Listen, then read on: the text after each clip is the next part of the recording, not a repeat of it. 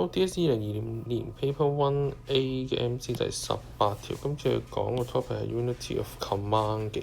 咁啊，其中一個 effective management 嘅 principles 啦。咁啊，記得一樣嘢就 Unity of Command 最重要記得一個部分咧，就係話我哋話每一個嘅subordinate 咧，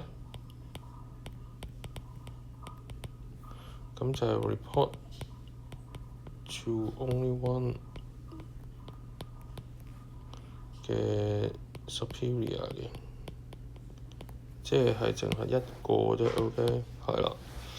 咁所以喺呢個就住呢一個嘅 scenario 之下咧，咁我哋望翻啦。咁所以 subordinate 咧係 will not receive instruction from different superior， 咁所以就 avoid 咗嗰個嘅 confusion 啦。咁啊，對於 superior 又係啦，咁因為佢都唔會有其他人同佢爭用同一個人啦，咁所以變咗佢哋都唔會有個 conflict 啦。咁而至於2同3咧，佢會唔會嘅 superior 可唔可以 better understand 嘅 instruction given by 佢嘅 superior 咧？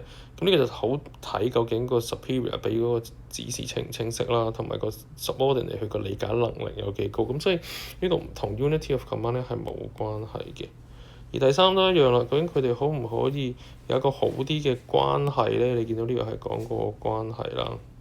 咁呢個咧就好睇究竟佢之間兩個人嘅相處，咁你同 Unity of Command 咧都係冇關係。咁所以2同3咧記得都係錯嘅。咁所以最後個答案咧應該就會係 A。